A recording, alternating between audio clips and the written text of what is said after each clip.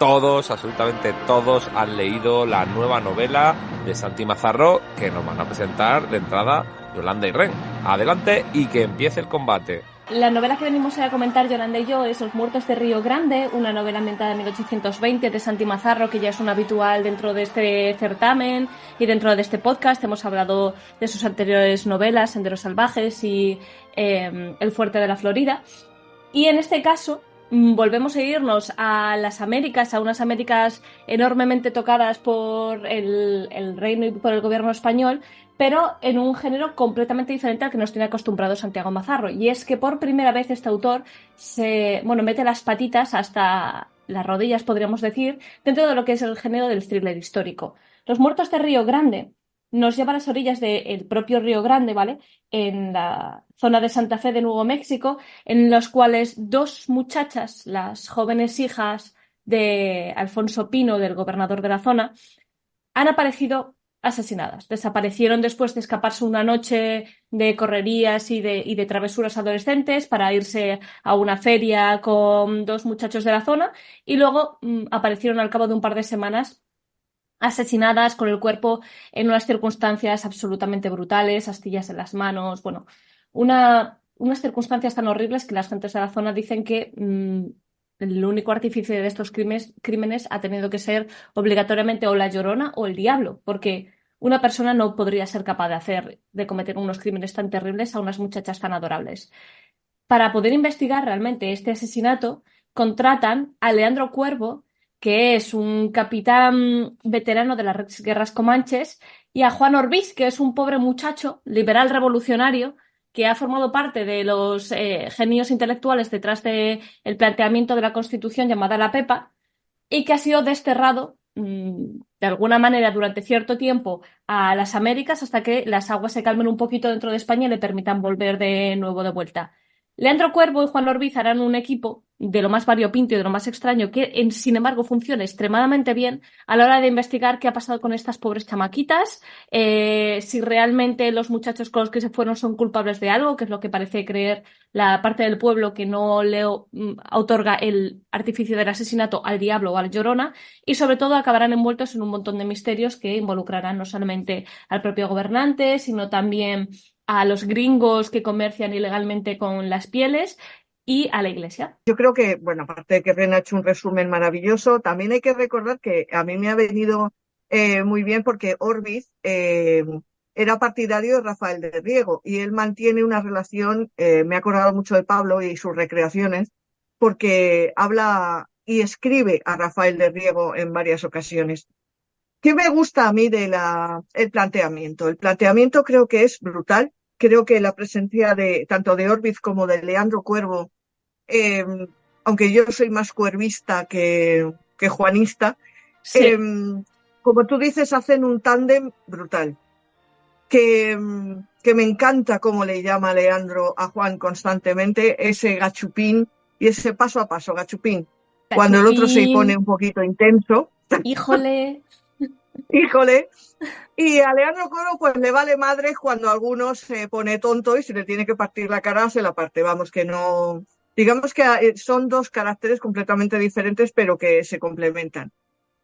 Pero sí que es verdad que si hay algo que, y yo lo dije en una reseña que colgué el otro día, que a mí me fascina, y yo creo que la labor de documentalista de Santiago se aprecia mucho aquí, es la ambientación, los paisajes, lo que rodea a los protagonistas, porque lo hace tan bien. ¿Cómo describe esa zona que no está demasiado arbolada ni tiene demasiada vegetación, los colores, incluso lo que se huele, cómo estaba ese Santa Fe de la época y las muchas impresiones que los protagonistas van teniendo, lo que van sintiendo, lo que van viendo y cómo llevan esa investigación? Juan Orbiz lo va apuntando a todo y lo va anotando todo en una libretita. Y sin embargo, Leandro va a su bola fiándose de lo que el otro apunta y de su propia intuición, que yo creo que eso es importante. Que hay bastante más de lo que parece detrás de todo esto, sí, pero eso lo tienen que descubrir los lectores. Y que va a haber un cameo muy divertido. Yo creo que para los que hemos leído novelas anteriores de Santi, hay un cameo muy divertido en un determinado momento, cuando van buscando una pista a través de un paso de montaña bastante escarpado, se encuentran con un personaje que a cualquiera que haya leído las novelas anteriores de Santi, pues le va a hacer ilusión encontrar, aunque sí que es cierto que aquí tiene un trasfondo mucho más oscuro. Pero es verdad, ¿quién será el culpable de estos crímenes? Porque, según vamos a ir avanzando en la novela, quizá no sean los únicos crímenes, pero ¿quién está detrás y por qué? Yo creo que aquí lo interesante es descubrir qué es lo que hay detrás y por qué esas muertes se han producido así y por qué ha sido precisamente a esas chicas a las que se ha matado. Y se juntan aquí leyendas, La Llorona, como tú bien decías, incluso se echa la culpa a indios de la zona, a los navajos, pero nadie está seguro de nada. Y esa ambientación de esa intriga y ese miedo que se hace en el pueblo, yo creo que Santiago lo ha llevado muy bien. Yo, sin embargo, diría que me ha interesado mucho más el viaje, me ha interesado mucho más el proceso de investigación que el desenlace de la propia historia.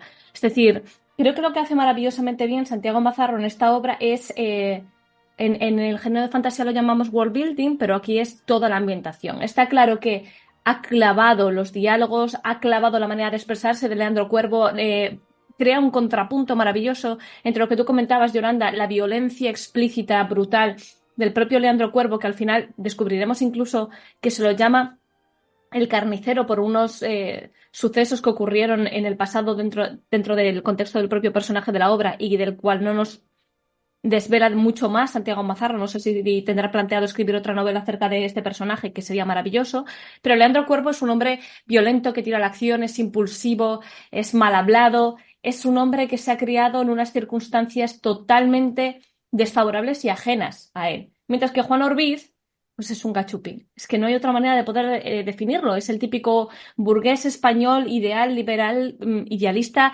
que toda la vida da la sensación de que desayuna agua caliente con un chorrito de limón y que de golpe se encuentra en plena Santa Fe, Nuevo México, y lo que hace espectacularmente bien el autor es mostrarte la precariedad. Es decir,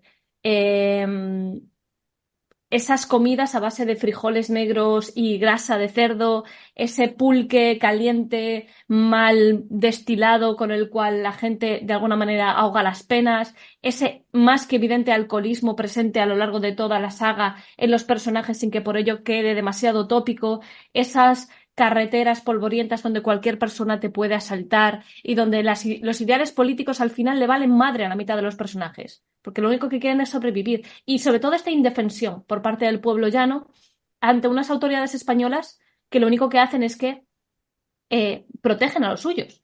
Hay un cierto momento de la obra en la cual dicen, si no hubieran ido a por las dos chiquillas de Alfonso, se llama Alfonso, ¿verdad? Es que con los nombres han sido El horribles. padre, sí, creo que sí. Si no hubieran ido a por las pobres chiquillas de Alfonso, que es un hombre rico, no se hubiera investigado esto. Porque a las autoridades les vale madre totalmente el sufrimiento del pueblo llano. Les vale madre que los navajos entren, bajen y se carguen a todo el mundo. Les vale madre el hecho de que en plena guerra se carguen a 150 navajos de un plumazo. O sea, les vale madre todo. Lo único que les importa es el dinero. Y en ciertos momentos, Juan Orbiz va hablando de que vamos a cambiar el mundo, la Constitución, la Pepa. El propio Leandro Cuervo le dice, pero mira, tío, si es que van a cambiar la Constitución, cambiará el rey y aquí pasan 50 años y no nos habremos enterado.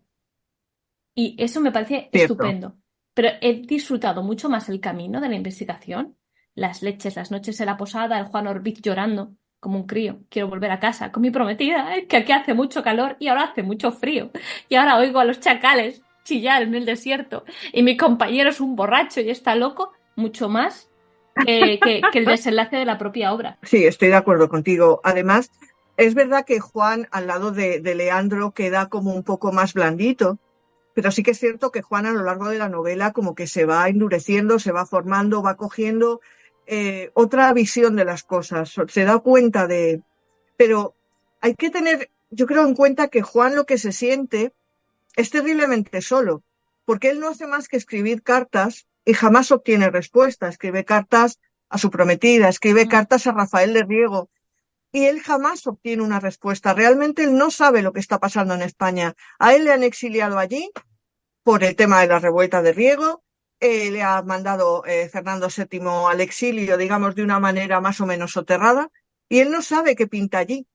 Él se encuentra, como tú bien decías, en un ambiente completamente hostil, que no domina y que piensa que puede con su pues, formación y su intelecto llegar a algo, y el pobre mío se da cuenta de que está en territorio comanche, aunque sea navajo, completamente en territorio comanche. Y encima Leandro, que, insisto, a pesar de todas las características que tiene, es un tipo que cae muy bien, con todo, cae muy bien, y que creo que es el que se come la novela entera Sí. y que de verdad merecería una novela para él solo.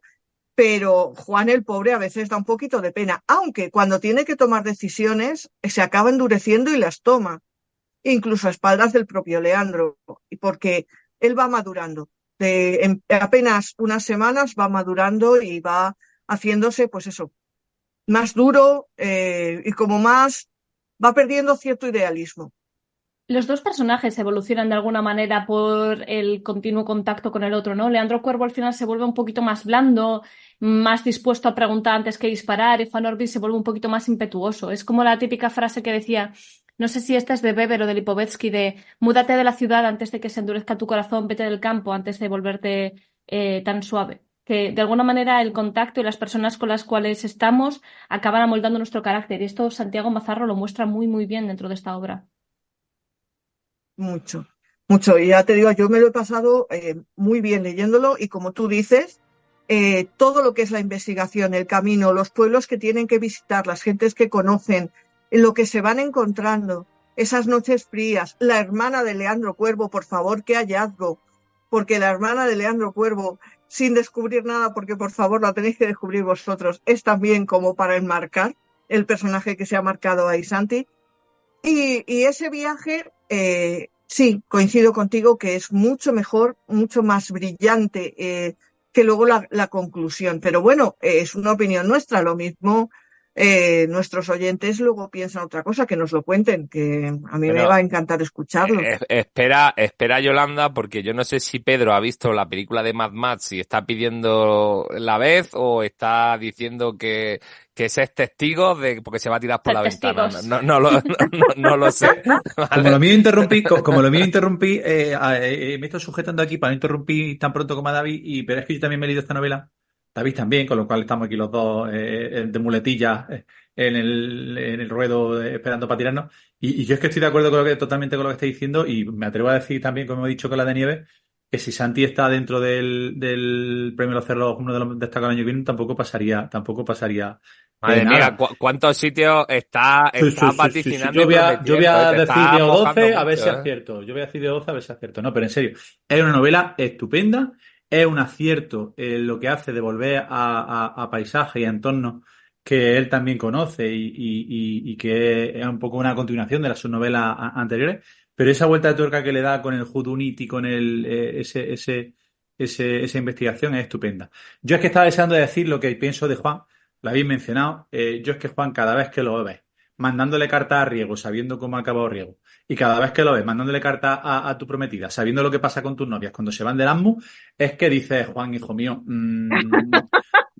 yo qué sé, con lo lejos que está el mundo, con lo que tarda en volver, céntrate un poquito y hasta que te digan que te vuelva a Madrid, pues vamos a ver si estamos en lo que estamos, porque son dos personajes tan complementarios, son dos personajes que trabajan tan bien. Y está tan bien contada la evolución de ese crimen y esa investigación y de esos elementos nuevos que van saliendo. No hay mención a la hermana de Leonardo. Y la ha Sí, mencionado, la acabo de Yolanda. mencionar, he Pues dicho que es un entonces me personajazo. he despistado, o será que Leonardo Un no, hallazgo, es Leandro. un hallazgo. Leonardo es el de el arte es bonito. Leandro Leonardo, es el de por 4 reales, ¿qué puedes hacerme, chamaquita? Leonardo Hay que antes, darte a trompada. 2 botellas de Leandro, pulque y un Leandro. poco de amor, que la noche está Bueno, fría. que la hermana a mí también me encanta y ese contrapunto que le da a su hermano y esa relación que tienen tan particular y ese enfoque tan particular y esa al final cómo colabora también en la investigación. Y no sé, son muchos los elementos que hay aquí en esta novela. Que es adictiva, es que tienes que leértela y tienes que terminarla porque quieres saber lo que pasa y como van acumulándose las cosas y van pasando cosas nuevas, la manera en la que llegan los acontecimientos está muy bien estructurada. Bueno, a ver, Sí, otro que quiere ser testigo. Vamos, David. yo tengo mucho que coincidir con todos los que habéis comentado la novela. A mí me ha parecido muy buena, muy buena. Yo cuando hice una pequeña reseña en ABC este verano sobre la novela, dije que era una especie de True Detective en el oeste español, y es porque me recordaba mucho a la primera temporada de esta serie, a la de Matthew McConaughey y Woody Harrelson, Que en es la muchos buena. aspectos. En la buena, sí, en mi opinión sí. En muchos aspectos, ¿no? En la relación de los dos policías, en todas las cosas que van abriendo, corrupción, política, religión, espiritualidad, cosas oscuras y tal, que luego pueden tener o no que ver con la trama. Y también un poco la resolución que habéis comentado que no os ha convencido mucho. Yo creo que es porque, como en True Detective, la primera temporada, lo importante era el viaje y los personajes más que la resolución.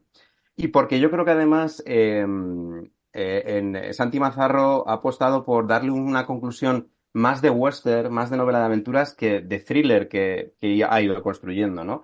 Sí que me gustaría, porque puede haber alguna duda por ahí de que esto sí que es una novela histórica, aunque tenga la forma de una novela negra, ¿no?